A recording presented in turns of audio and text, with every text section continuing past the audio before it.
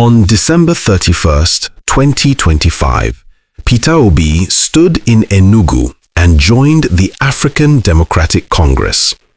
15 months before a presidential election with no confirmed primary date, on a platform whose INEC portal access is under litigation, surrounded by former governors, former ministers, a former vice president, and a coalition of former political figures whose combined 2023 vote total was 13 million naira, but who also could not agree on a single candidate in 2023 and handed Tinubu the presidency with 36.6% of the national vote.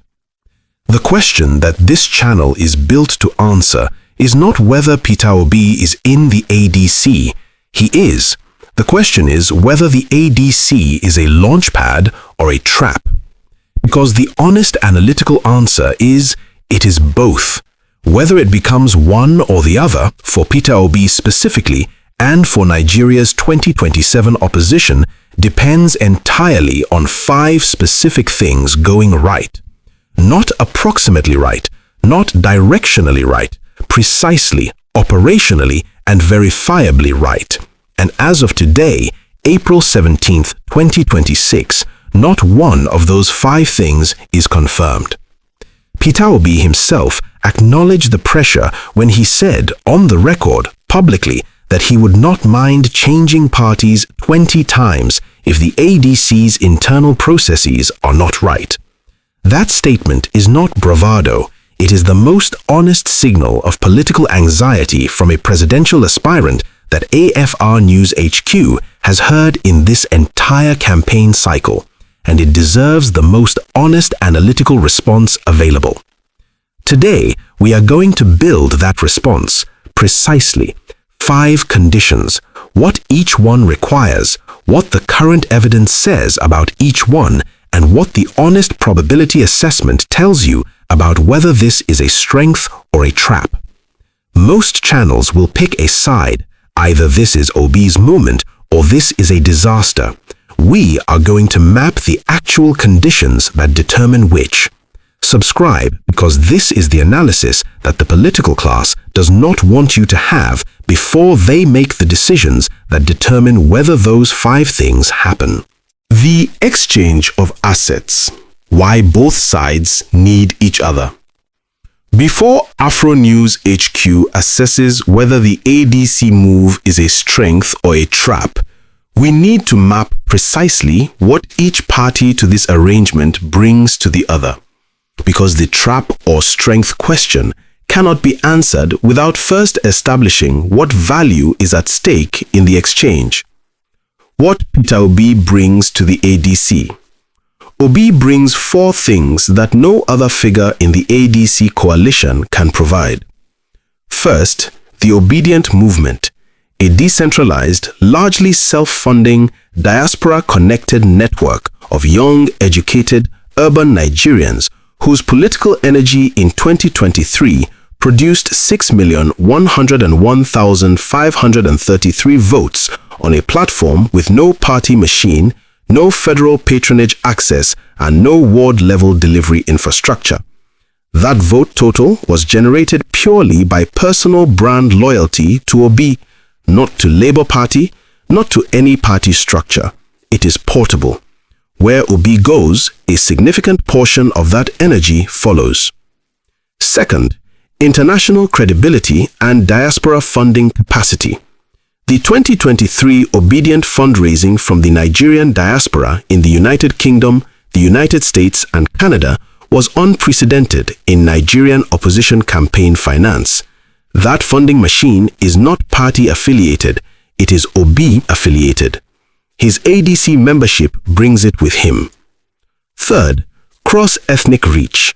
In 2023, Obi performed above the 25% threshold in northern urban local government areas, Kano Municipal, Kaduna North, Jos North, that no Igbo candidate had ever seriously contested. He demonstrated with documented vote counts that a Southern Christian Igbo candidate could generate genuine cross-ethnic political appeal when the governance message is compelling enough. That demonstrated reach is the specific asset that the ADC coalition needs Obi to replicate in 2027 with organizational infrastructure behind it. Fourth, narrative discipline and governance credibility. Obi is the only figure in the ADC coalition whose public persona is built primarily around competence and fiscal responsibility, around the specific governance argument that Nigerian public resources can be managed better. That narrative, in an economic environment of acute cost of living pressure, is the ADC's most potent campaign weapon. What the ADC brings to Peter Obi. The ADC brings three things that Obi's Labour Party candidacy structurally lacked in 2023. First, Atiku's Northern Machine. A coalition architecture that includes Atiku's active support gives Obi access to ward-level northern political infrastructure that his organic movement cannot independently generate.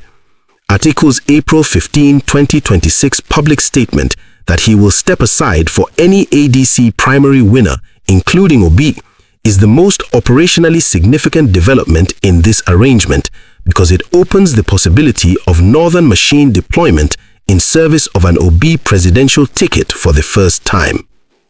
Second, Kwankwaso's Kano delivery.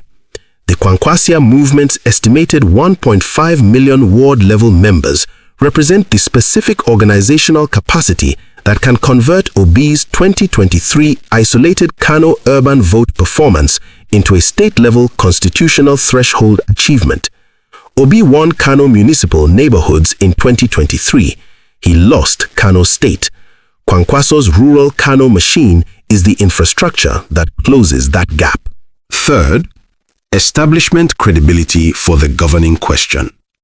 The obedient movement's most persistent vulnerability in 2023 was the APC's argument that Obi's coalition was an enthusiasm movement, not a governance alternative, that the obedience could generate a crowd but not a cabinet, energy but not administration. The ADC coalition's inclusion of El Rufai, Malami, Amaichi and other figures with documented federal governance experience addresses that vulnerability at the cost of the outsider brand that generated the energy in the first place. The specific tension between the obedient movement's outsider energy and the ADC coalition's establishment composition, and whether that tension can be managed without destroying either asset, is the most analytically important question in this entire scenario. It will be addressed directly in Thing 3. Obi's public threat to leave the ADC, "I don't mind changing parties 20 times, is the most significant political signal he has sent since joining the party.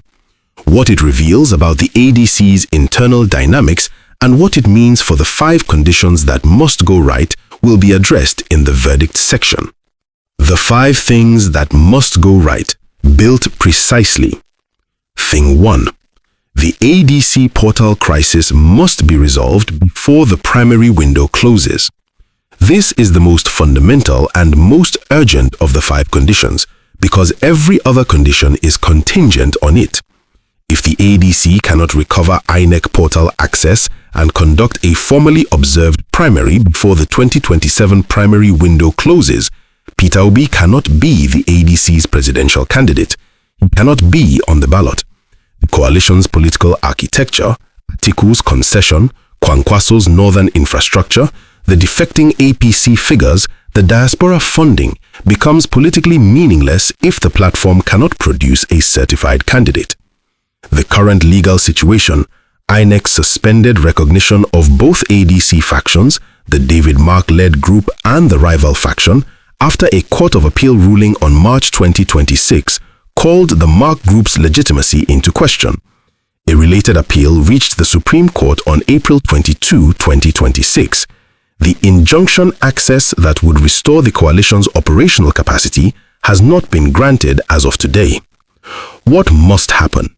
The Federal High Court must grant the portal access injunction within a time frame that allows the ADC to conduct a primary that INEC will observe and certify before the 2027 election timetable's primary observation window. The INEC's timetable for the 2027 primary observation schedule has not yet been formally published, but the political calendar, which requires candidate screening and certification well in advance of the election date, creates a hard deadline that the litigation is approaching. The current probability: the litigation is active, the Supreme Court is engaged, and there is no indication of imminent resolution in either direction. Every day without portal access is a day the ADC's operational clock runs down. Obi himself vowed to challenge the 2026 Electoral Act in court, alleging it was deliberately designed to manipulate the 2027 election outcome and to pressure the ADC specifically. The multi-front legal battle is real, and its resolution timeline is the single most important operational variable in this entire scenario. Thing 2. Obi must secure the presidential ticket, not the running mate's position. Obi has been unequivocal on this in every public statement. He is contesting for the presidency of the Federal Republic of Nigeria, not the vice presidency. He rejected the vice presidential framing categorically when Tinubu's aide, Festus Kayamo, claimed he had already accepted a number 2 position under Atiku. He said, "I am going to contest for the President of the Federal Republic of Nigeria. Nobody has ever discussed with me whether I am going to be A or B or C. These are things people assume." The obedient movement has been equally categorical.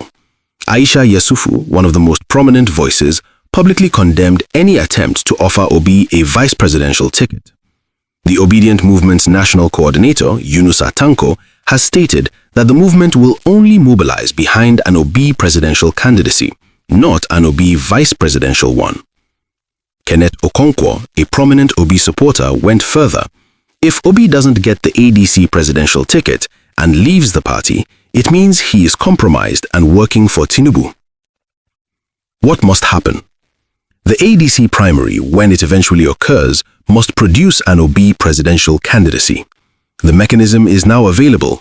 Atiku has publicly pre-committed to stepping aside for any primary winner, including Obi. But Atiku's public pre-commitment and an actual primary process that delivers Obi the ticket are 2 different events. The primary must be conducted, and Obi must emerge from it as the candidate for the obedient movement's energy to be deployable in the 2027 campaign. The current risk? The ticket question is the most ego-sensitive variable in the coalition. Atiku has made the concession verbally and publicly, but Atiku's network of northern political actors, governors, senators, LG chairmen are loyal to him personally, not to his public pre-commitments. If those network actors conclude that their interests are better served by an Atiku candidacy than by compliance with the pre-commitment, the primary process becomes contested in ways that the verbal concession does not prevent. Thing 3.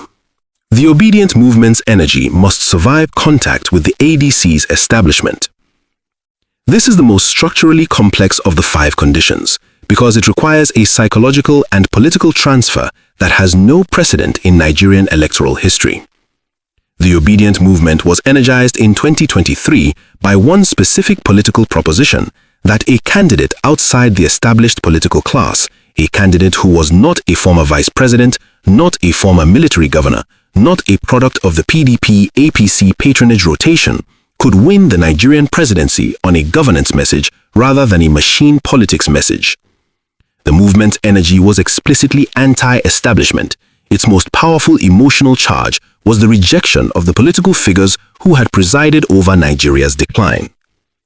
The ADC coalition that Obi has joined includes Atiku Abubakar, who has contested the presidency 6 times as a card-carrying member of the establishment. It includes Rotimi Amechi, a former governor, former minister, and former APC power broker. It includes El Rufai, whose Kaduna governorship record is contested on security and human rights grounds. It includes Abubakar Malami, who as AGF oversaw 8 years of an administration that the obedient movement explicitly campaigned against. It includes David Mark, a former Senate president who has been a fixture of Nigerian political establishment life since the military era. The presidency's spokesman, Onanuga, articulated the trap version of this condition with clinical precision. Instead of transforming the Obedient movement into a political structure of his own, Obi moved to the hijacked ADC, an SPV bought by Atiku Abubakar from Ralph N. Chusu. This is an attack, but it is an attack that identifies a real vulnerability. The obedient voter who rejected the establishment in 2023 must now be persuaded that aligning with that same establishment in 2027 is not a capitulation, but a strategy. The most important thing Obi can do to preserve the obedient energy is not to explain the coalition's logic. It is to ensure that the coalition's visible behavior matches the governance argument that the obedient movement was built on. If the ADC coalition runs its internal affairs the way Nigerian political coalitions have always run their internal affairs, with patronage horse trading, opaque ticket negotiations, factional maneuvering, and personality-driven power games, the obedient voter will draw the conclusion that Obi has joined the system he claimed to oppose.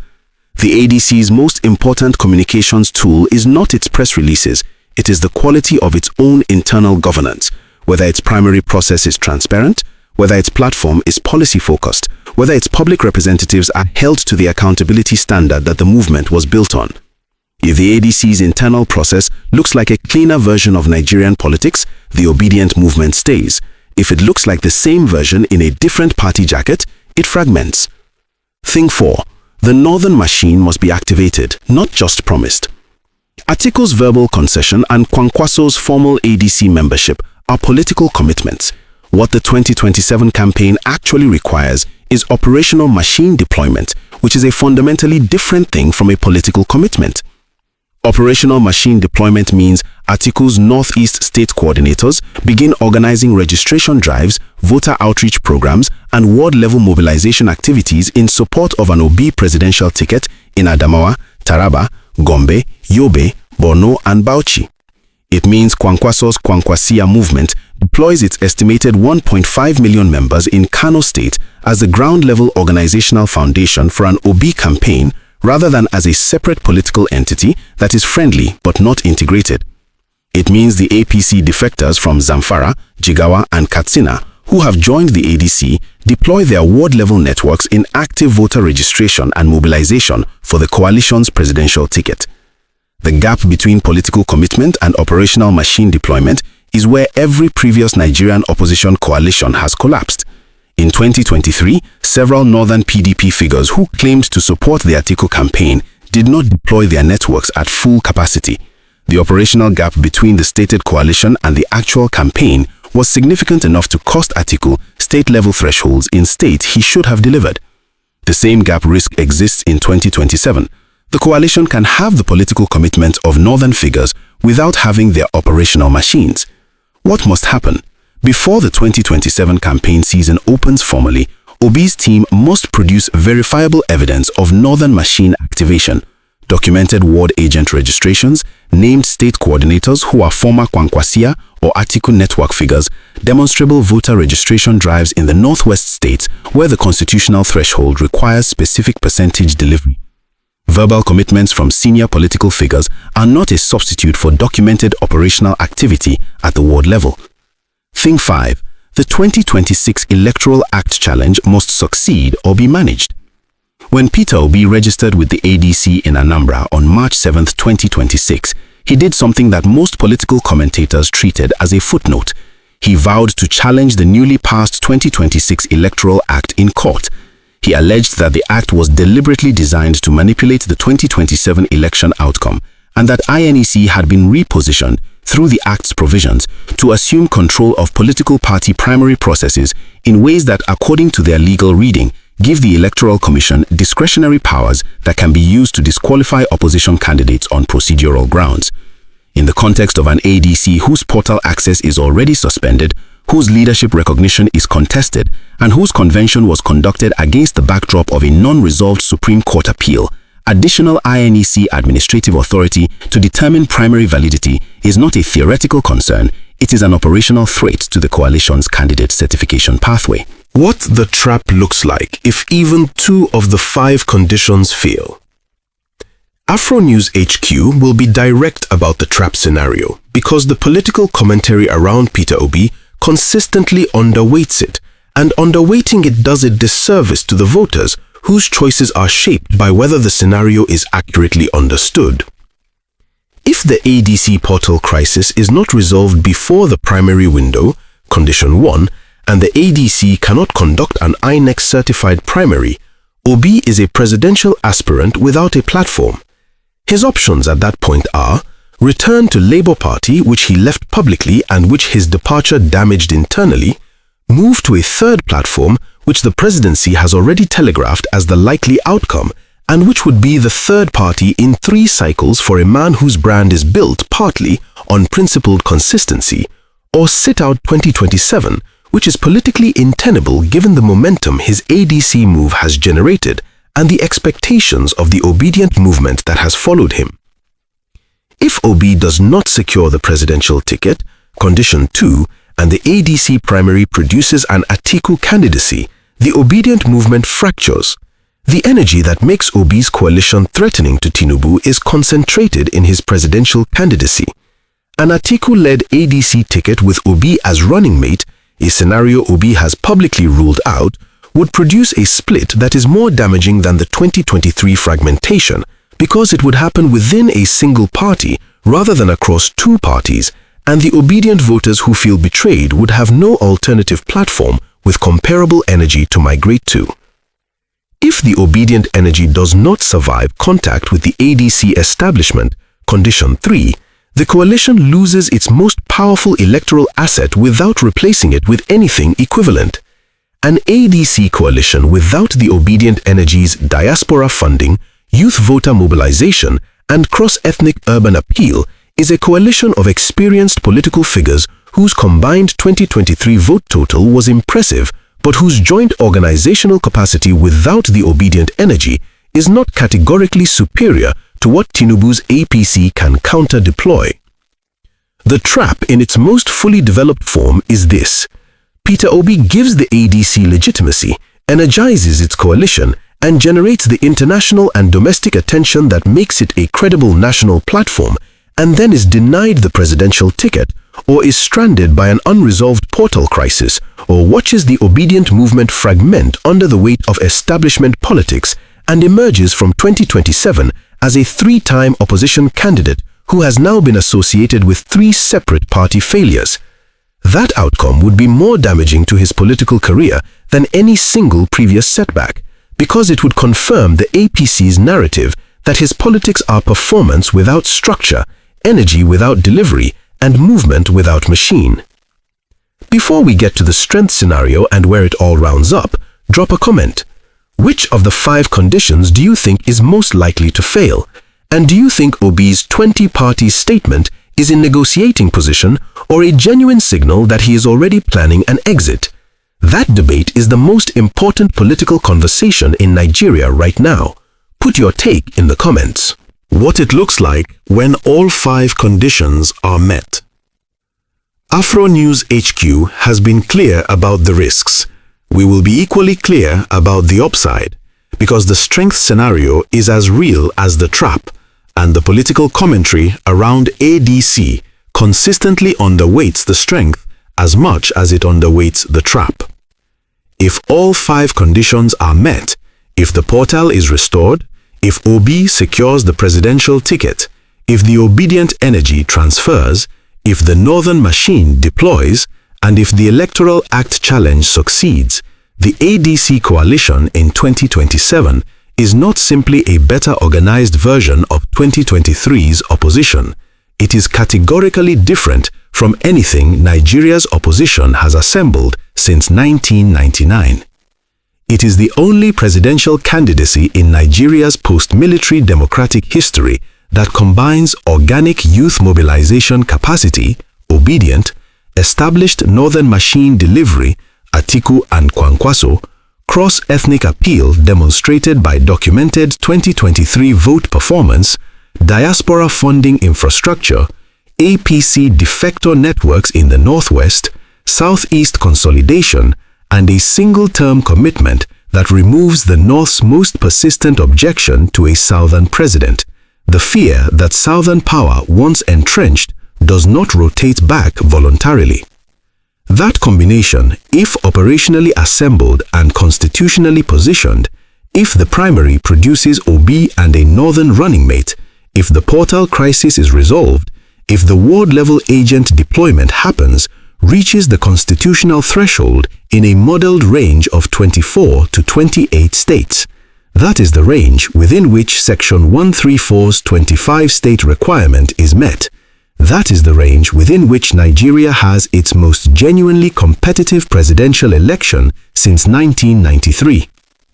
Former Enugu governor and Ohaneze Ndibo chieftain, Chief John Nia Ndobo, stated publicly that Obi is the surest bet for ADC in 2027. The convergence of Southeast consolidation, Northern machine support, and obedient organic mobilization that Ndobo is pointing to is precisely the combination that no other ADC aspirant can assemble. The strength scenario is real, its conditions are demanding but not impossible, and the political logic that makes it possible, the one-term commitment, the Atiku concession, the Kano infrastructure for Kwankwaso, the APC defector networks, has more documented evidence behind it than any comparable opposition scenario at this stage of a previous Nigerian electoral cycle. Why Peter Obi's ADC bet is rational, even given the risks. Obi's decision to join the ADC, even knowing the 5 conditions and their uncertainty, is rationally defensible on the following logic. The only scenario in which Obi wins the 2027 presidency is one in which he has a machine, a northern alliance, and a constitutional primary process behind him. Labour Party in 2023 had none of those 3. The ADC coalition, if its 5 conditions are met, has all 3. The downside risk of the ADC bet, platform failure, brand dilution, political embarrassment, is real, but the alternative, remaining in a party without machine infrastructure and repeating the 2023 threshold problem, is the certain version of the same failure. The ADC is a probabilistic bet. Staying in Labour or going alone is a near certain loss. For a politician who has already demonstrated that he can generate 6 million votes without a machine, the question is not whether to take the bet, it is whether the 5 conditions can be driven toward completion by deliberate political action. The Obedient Energy and the Establishment Coalition. We said we would address the tension between the Obedient Movement's outsider energy and the ADC's establishment composition. The honest answer is that this tension is not resolvable by political messaging. It is only resolvable by conduct. If Obi secures the presidential ticket in a transparent, primary-based process rather than through backroom deal-making, the Obedient Movement can accept the coalition because the process will have demonstrated that Obi has not surrendered his political identity to establishment norms.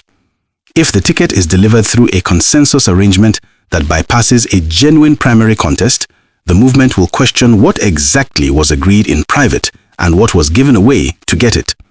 The process of ticket determination is the single most important communication to the obedient voter about whether the ADC coalition is Obi's vehicle or the establishment's new wrapping. What the 20-party statement actually means. Obi's statement that he would not mind changing parties 20 times if the ADC's internal processes are not right is not a defection threat. It is a leverage statement, a public communication to the ADC's internal actors that his continued presence in the party is conditional on the party's internal processes meeting a governance standard. It is also, simultaneously, a signal of the anxiety that every honest political analyst should feel about the ADC's current operational condition. A presidential aspirant who is preemptively distancing himself from his own platform 15 months before the election is a presidential aspirant who is not yet confident that the 5 conditions will be met. That lack of confidence, publicly expressed, is the most important single data point in the entire Obi ADC story.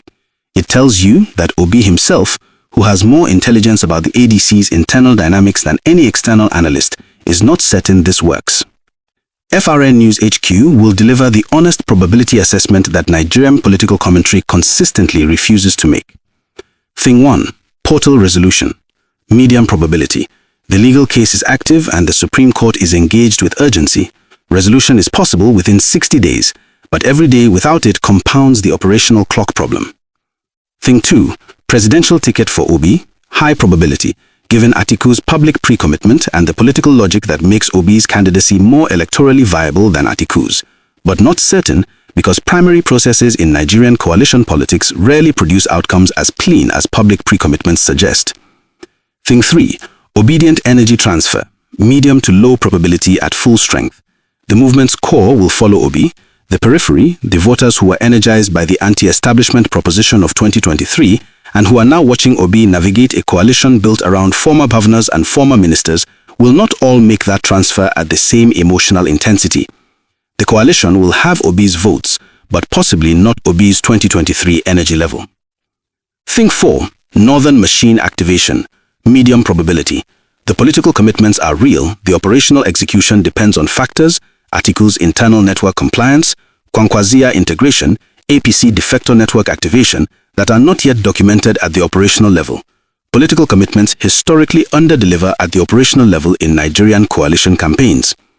Thing 5. Electoral Act challenge, low to medium probability of full success. Nigerian courts move slowly. The specific provisions Obi objects to are currently law, and injunctive relief against an act of the National Assembly requires a high evidentiary and legal bar. The most likely outcome is partial, some procedural accommodations, some provisions maintained rather than full reversal. Strength or trap? The honest answer is it is a strength with the architecture of a trap built into it, and the difference between which one it becomes is determined by one factor above all others. Not the portal, not the ticket, not the electoral act, not even the northern machine. The one factor that determines everything is whether the ADC's internal actors, Atiku's network, David Mark's leadership faction, the APC defectors, the competing aspirants, are willing to subordinate their individual interests to the coalition's collective 2027 objective before the primary window closes. Every Nigerian opposition coalition that has failed before this one failed at exactly that point, when the private interest calculation of individual actors concluded that personal survival was worth more than collective victory. The coalition fractured and the incumbent won by default.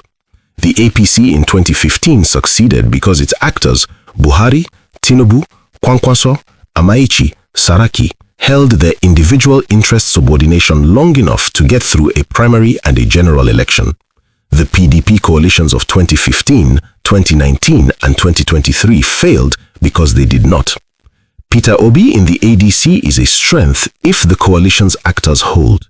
It is a trap if they do not, and the evidence of whether they are holding is available in real time in whether the portal injunction is being actively pursued or delayed, in whether Atiku's network is deploying or waiting, in whether the Kwankwasia movement is integrating or maintaining strategic distance, in whether David Mark's leadership faction is managing the convention's legal exposure or complicating it. Watch those 4 operational signals. They will tell you before any press conference, before any public statement, before any analyst's prediction whether the ADC coalition is building a launchpad or setting a trap. And they will tell you with more accuracy than anything else in the Nigerian political information environment right now. You now have the full analysis, the 5 conditions, the honest probability assessment, the trap scenario, the strength scenario, and the one factor that determines which one Nigeria gets. Share this. The obedient movement deserves to know these 5 conditions before they invest their energy in 2027. AfroNewsHQ, Nigeria deserves better analysis. See you in the next one.